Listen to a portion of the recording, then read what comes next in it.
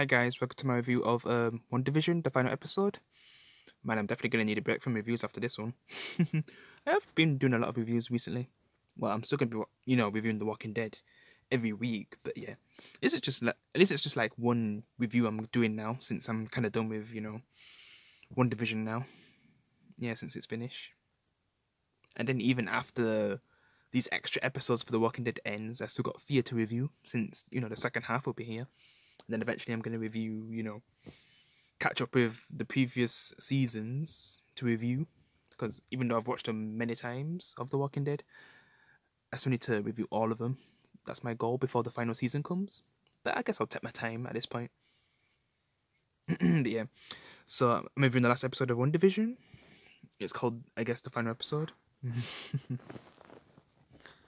So yeah, in this episode, we basically see the end of this fake world. We see the birth of the true Scarlet Witch.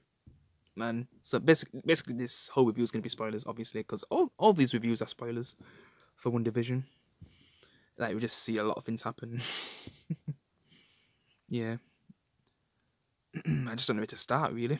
Because a lot does happen. I guess where the last episode ended, we could start from. Yeah. Also, I'm not using a camera because I kind of use it a lot in my Coming to America review.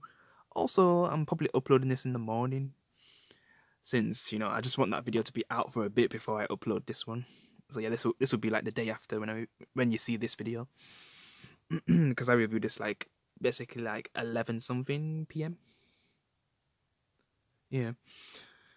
So yeah, basically Agatha wants to take Scarlet Witch's power. But she doesn't want to give it because I wouldn't really trust someone who basically tells you what your power could do, especially if you're going to give it to someone who's evil.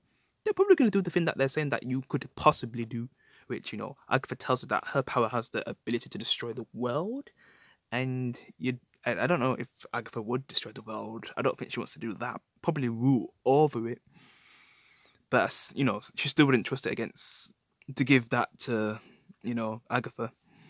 So she fights back. And it gets to a point where, I guess I'll talk about White Vision right now.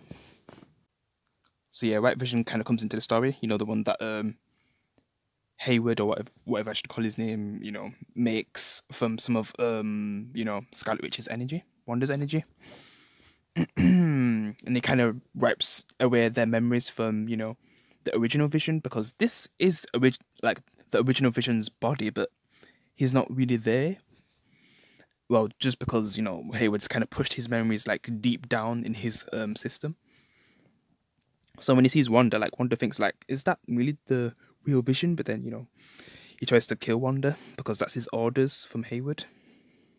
And that's when, the fake Vision, well, I'm not even sure if I should call him the fake Vision at this point, when you find out, what he really is in the end. But basically, I'll just say that until the end. The fake Vision basically fights the White Vision off, and then that's when Agatha continues to fight, Agatha. And there's kind of I had that picture before when, you kind of see them teaming up all together, even the kids, when she helps them get free, because, Agatha had them tied up before on the neck, which was, brutal.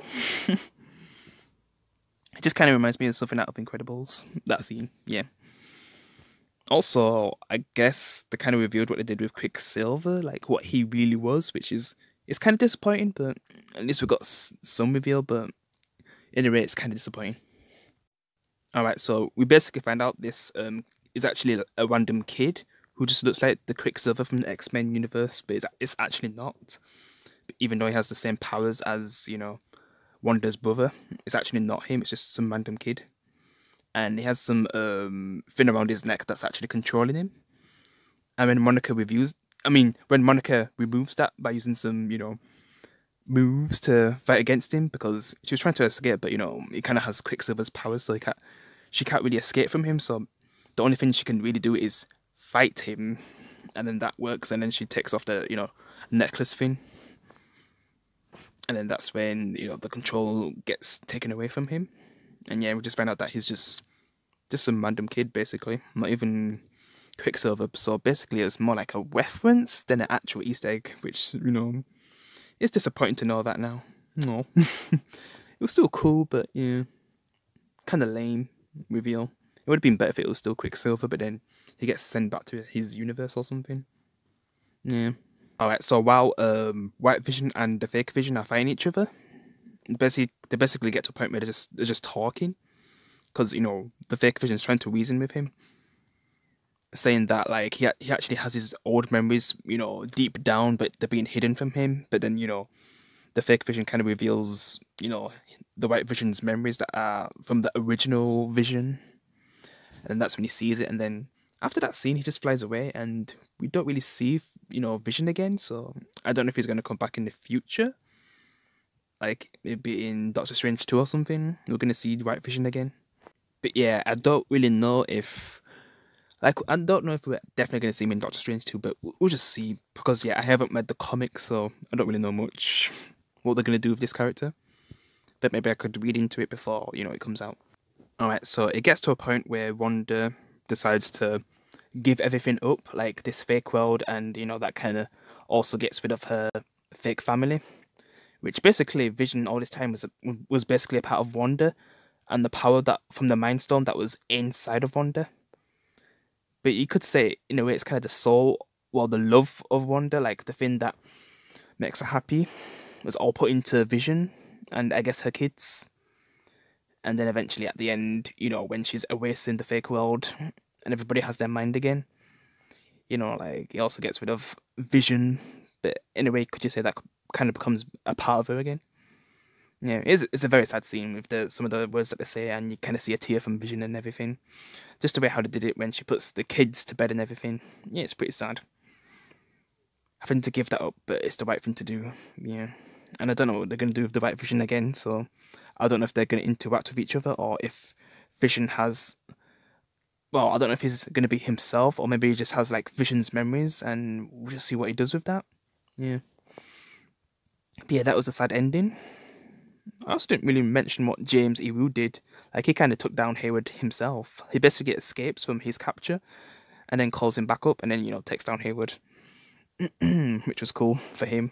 And gets to be a true leader, which I wanted. Yeah. MVP of Monica's squad. Even Darcy comes at the end with the car. Like, that's just funny. When she takes down Hayward. Well, she stops him from escaping, basically, because he was about to escape when his men was getting taken down. So, yeah. That was cool to see Darcy one last time. We're probably going to see her in the 4 sequel. Well, we should. With, with Foster, but we'll see. Yeah. And I guess I'll move on to the ending now, because I'm not sure what else. I don't know if I've left anything else out. Well, like I said, oh yeah, about the when she defeats Agatha and stuff. Like, let's talk about that, because that's when the true power of Scarlet Witch gets revealed. So yeah, basically Scarlet Witch gets the Book of the Damned from Agatha, and she secretly kind of makes a spell, even though it looks like she's losing her power from Agatha, but she kind of tricks her and actually makes her first spell.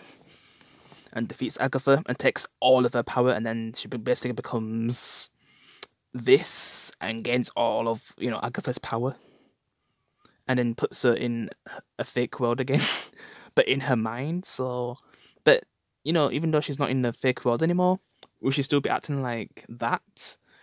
I am not really sure. When everything gets erased, the fake world gets erased, and everything goes back to normal. Which when everything goes back to normal, like, everyone's just looking at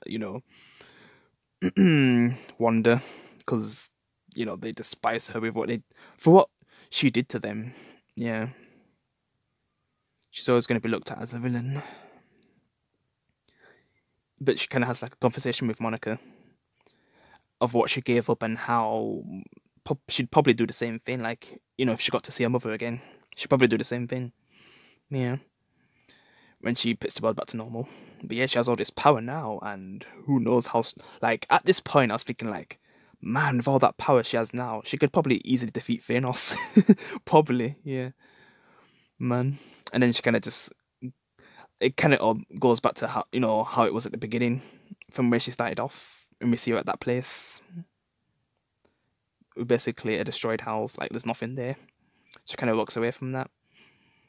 And then who knows what she does next. And that's kind of how it ends for Wanda in WandaVision. As for Monica, I'm guessing we get to see a scroll. Like it's like an end credit scene, so there's a chance that you might have missed it. But yeah, we basically get to see a scroll contacting Monica, saying that someone knew her mother. Which if you've seen Captain Marvel, obviously, Captain Marvel knew her mother,